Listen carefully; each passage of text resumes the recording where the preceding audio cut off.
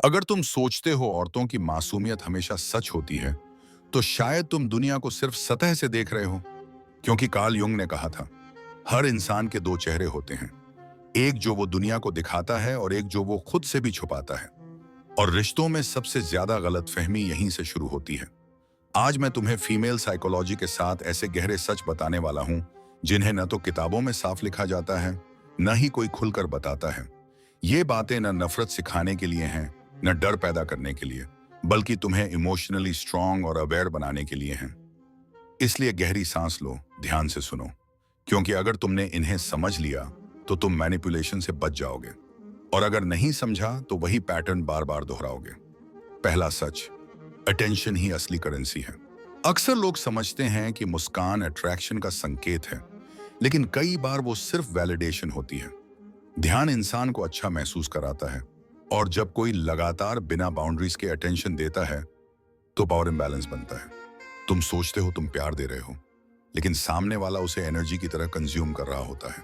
ध्यान देना गलत नहीं है, लेकिन खुद को भूल कर देना तुम्हें धीरे धीरे इमोशनली एग्जॉस्ट कर देता है। दूसरा सच, इमोशनल टेस्टिंग एक नेचुरल बिहेवियर है। कभी अचानक दूरी, कभी ताने, कभी साइलेंस। ये हमेशा क्रूअल्टी नहीं होती, बल्कि ये देखा जाता है कि सामने वाला इमोशनली स्टेबल है या नहीं। जुंग ने कहा था कि इंसान अपने भीतर के आर्केटाइप्स के जरिए दूसरों को परखता है। अगर हर छोटी चीज पर तुम टूट जाते हो तो ट्रस्ट कम होता है, और अगर तुम ग्राउंडेड रहते हो तो रिस्पेक्ट बढ़ता है। ये टेस्ट बार बार आते हैं। सवाल ये नहीं कि वो आएंगे या नहीं, सवाल ये है कि तुम हर बार खुद को खोते हो या संभालते हो।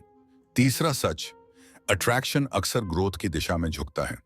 ये कड़वा लग सकता है, लेकिन इंसान इंस्टिंक्टिवली स्ट्रेंथ, क्लैरिटी और पर्पस की ओर खींचता है। जब कोई स्टैग्नेंट हो जाता है तो अट्रैक्शन धीरे धीरे कमजोर पड़ता है।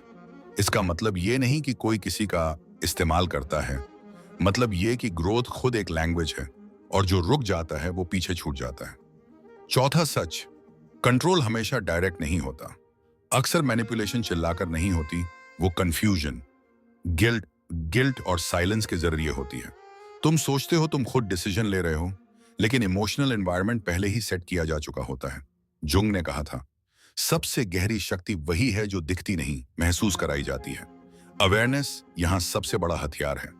पांचवां सच, डिजायर और सिक्योरिटी के बीच कॉन्फ्लिक्ट। हर इंसान के भीतर एक्साइटमेंट और स्टेबिलिटी की दो अलग अलग जरूरतें होती हैं। कभी दिल एडवेंचर चाहता है, कभी दिमाग सेफ्टी।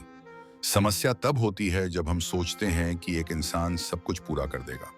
मैच्योरिटी तब आती है जब तुम खुद उन दोनों का बैलेंस बन जाते हो, ना सिर्फ रोमांच। छठा सच, डिटैचमेंट की क्षमता।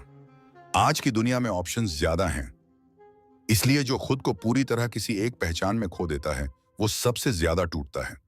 जुंग ने कहा था, जिस इंसान की आइडेंटिटी सिर्फ रिश्ते पर टिकी हो वो अलगाव में बिखर जाता है, लेकिन जो खुद से जुड़ा रहता है वो बदलते हालात में भी स्थिर रहता है। सातवां और सबसे गहरा सच, शैडो का अस्तित्व।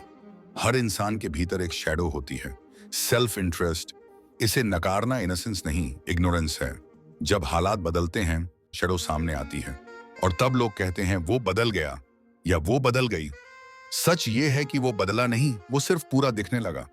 अब सवाल ये नहीं है कि ये सच अच्छे हैं या बुरे, सवाल ये है कि तुम इन्हें समझकर क्या करते हो। ये वीडियो किसी के खिलाफ नहीं है, ये तुम्हारे पक्ष में है। क्योंकि जब तुम साइकोलॉजी समझते हो तो तुम रिएक्शन नहीं देते, रिस्पॉन्स देते हो। तुम नीडी नहीं बनते, ग्राउंडेड रहते हो। और याद रखो, सम्मान किसी से छीना नहीं जाता, वो खुद को समझने से आता है। अगर ये बातें तुम्हें अनकंफर्टेबल लगी तो अच्छा है, क्योंकि ग्रोथ हमेशा डिस्कंफर्ट से शुरू होती है। और अगर तुम इस तरह की क्लैरिटी चाहते हो तो इस सफर में मेरे साथ जुड़े जाओ। वीडियो को लाइक करके चैनल को सब्सक्राइब कर लो, क्योंकि यहाँ हम इल्यूजन नहीं, अवेयरनेस बनाते हैं। और याद रखो, सबसे पहले खुद को समझो, दुनिया अपने आप साफ दिखने लगेगी।